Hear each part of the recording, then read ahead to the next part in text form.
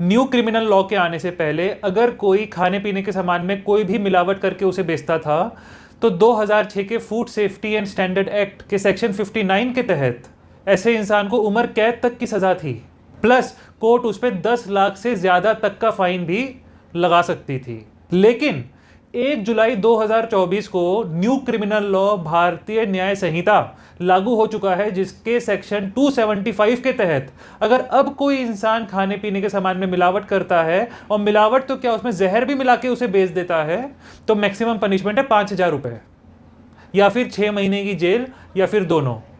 Point to be noted यहाँ पे ये है कि कोई भी मिनिमम पनिशमेंट प्रिस्क्राइब नहीं करी हुई। साथ में ये एक बेलेबल ऑफेंस है, यानी थाने से ही बेल मिल जाएगी, बेल एक अधिकार है। इसीलिए नए कानून के आने की वजह से एक बहुत बड़ा कानूनी झगड़ा कोर्ट के सामने खड़ा होगा कि कौन सा कानून माना जाए, 2006 का फूड सेफ्टी एक्ट या दिसंबर 2023 का भारतीय न्याय संहिता। और मुख्य कारण इस झगड़े के पीछे ये है कि एक जुर्म के लिए 2 अलग अलग कानून नहीं हो सकते, क्योंकि ये भारत के संविधान के आर्टिकल 14 के अगेंस्ट होगा। दूसरा कारण ये है कि फूड सेफ्टी एक्ट में सेक्शन 89 है, जो ये कहता है कि अगर 2 कानून हैं, एक फूड सेफ्टी एक्ट और एक कोई और कानून, और दोनों के बीच में कोई भी तरह की इनकंसिस्टेंसी है, झगड़ा है, तो फूड सेफ्टी एक्ट माना जाएगा, दूसरा कानून नहीं माना जाएगा। और ये सेक्शन लाने के पीछे कारण ये था कि जो पुराना कानून था, इंडियन पीनल कोड, जो 1860 का कानून था, उसमें सेक्शन 273 ये कहता था कि अगर कोई खाने पीने में मिलावट करता है तो मैक्सिमम पनिशमेंट उसकी 1,000 रुपये है या फिर 6 महीने की जेल या फिर दोनों। तो 2006 में लेजिस्लेचर ने ये नया कानून पास किया, क्योंकि उसे लगा कि ये जो पनिशमेंट है ये सफिशिएंट नहीं है। इसीलिए फूड सेफ्टी एक्ट ने इंडियन पीनल कोड को ओवरराइड कर दिया। फिर अभी ministry of law and justice ने 16 जुलाई 2024 को एक नोटिफिकेशन निकाली, जो कि आपकी स्क्रीन पे आ रही होगी, जिसके तहत जहां जहां भी इंडियन पीनल कोड लिखा हुआ है वहां पर भारतीय न्याय संहिता पढ़ना चाहिए। फूड सेफ्टी एक्ट के सेक्शन 89 ने इंडियन पीनल कोड के प्रोविजन को ओवरराइड किया। तो क्या इस नोटिफिकेशन के तहत ये मान लेना चाहिए क्या कि जो फूड सेफ्टी एक्ट के सेक्शन 89 ने भारतीय न्याय संहिता के प्रोविजन को भी ओवरराइड कर दिया? ये एक झगड़े का बहुत बड़ा मुद्दा है, क्योंकि अगर ध्यान से पढ़ी जाए सेक्शन 89 की भाषा को, तो उसमें लिखा है laws for the time being in force. ये कब लिखा गया? 2006 में। 2006 में फॉर द टाइम बीइंग, जो उस समय के टाइम में जो कानून एनफोर्स थे उसके लिए सेक्शन 89 बनाया गया। क्या इसमें यह माना जाए कि फ्यूचर में आने वाले जितने भी कानून होंगे, फूड सेफ्टी एक्ट ने सभी को ओवरराइड कर दिया? नहीं, क्योंकि ये पॉसिबल नहीं है कि अगर लेजिस्लेचर नया कानून लेकर आई है तो उस कानून का कोई इफेक्ट ही नहीं होगा, क्योंकि प्रिजम्पशन ऑफ लॉ है कि लेजिस्लेचर ने अगर कोई कानून बनाया है तो पुराने कानून के बारे में उसे पता है। उसको जानते हुए भी अगर उसने नया कानून बनाया है तो लेजिस्लेचर कहीं ना कहीं ये चाहती है कि नया कानून लागू हो, पुराना वाला नहीं।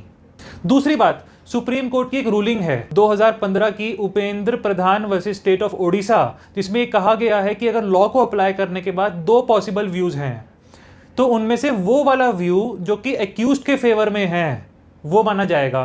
तो एक्यूज का फेवर कौन कर रहा है? जिसमें सजा कम है, यानी कि भारतीय न्याय संहिता, नया कानून। तो सुप्रीम कोर्ट की रूलिंग के तहत भारतीय न्याय संहिता लागू होना चाहिए। अब क्योंकि ये सुप्रीम कोर्ट की रूलिंग है, तो सुप्रीम कोर्ट के नीचे जितने भी कोर्ट्स हैं, जितनी भी अथॉरिटीज है, वो बाइंड हो गई सुप्रीम कोर्ट की रूलिंग से। अगर उसने भारतीय न्याय संहिता को लागू नहीं किया as per supreme court ruling, तो ये article 141 of constitution of India के तहत सुप्रीम कोर्ट की रूलिंग का कंटेम्प्ट माना जाएगा। पर क्योंकि आज की तारीख में दोनों कानून इक्वली एनफोर्स है और लेजिस्लेचर ने किसी भी कानून को रिपील नहीं किया है एक्सप्लिसिटली, इसीलिए कोर्ट के सामने डिस्पाइट सुप्रीम कोर्ट रूलिंग झगड़ा तो खड़ा होगा। और एक बहुत बड़ा सवाल खड़ा होगा कि अगर 2006 के फूड सेफ्टी एक्ट के तहत एक बहुत स्ट्रॉन्ग डेटरेंट इफेक्ट रखने वाला कानून ऑलरेडी प्रेजेंट था, ज़्यादा रीजनेबल कानून ऑलरेडी प्रेजेंट था, तो ऐसी कौन सी ज़रूरत आन पड़ी थी कि लेजिस्लेचर ने नया कानून लाकर एक बहुत बड़ी लीगल कंफ्यूजन, एक बहुत बड़ा लीगल डिस्प्यूट खड़ा कर दिया आज की तारीख में? मैं आपसे पूछता हूं, जिस भी कोर्ट में ये झगड़ा जाएगा, अगर उस कोर्ट के जज आप हैं और आप कानून से बंधे हैं, सुप्रीम कोर्ट की रूलिंग से बंधे हैं, संविधान से बंधे हैं, और आपकी अंतरात्मा ये कह रही है कि एक इंसान ने जिसने खाने में मिलावट करके पूरे शहर को बीमार कर दिया, उसको 5,000 रुपये दे के छोड़ना ठीक नहीं है, आप क्या फैसला लेंगे इस धर्म संकट में? मैं आपसे पूछना चाहूँगा, आप अपना फैसला कमेंट बॉक्स में लिखिए। और अगर आप फैसला नहीं ले पा रहे तो एज अ सिटीजन बताइए कमेंट बॉक्स में, अपनी राय बताइए कि नए कानून और कानून बनाने वालों पे क्या ओपिनियन है आपकी। मुझे आपके कमेंट्स का इंतजार रहेगा। साथ ही नए कानून में इसके अलावा बहुत सारे और भी झगड़े हैं, जिसके लिए मैं आपको अपनी ये वाली वीडियो रिकमेंड करना चाहूँगा, जिसमें मैंने ये बताया है कि सुप्रीम कोर्ट के असंवैधानिक घोषित करने के बावजूद भी हथकड़ी का नया कानून लेकर आया जा चुका है। तो इसकी वजह से क्या लीगल डिस्प्यूट्स खड़े होंगे, क्या है उसका फुल एनालिसिस, उसके लिए आप ये वीडियो देख सकते हैं। तो फिर मिलेंगे एक नई वीडियो के साथ, तब तक के लिए बहुत बहुत धन्यवाद।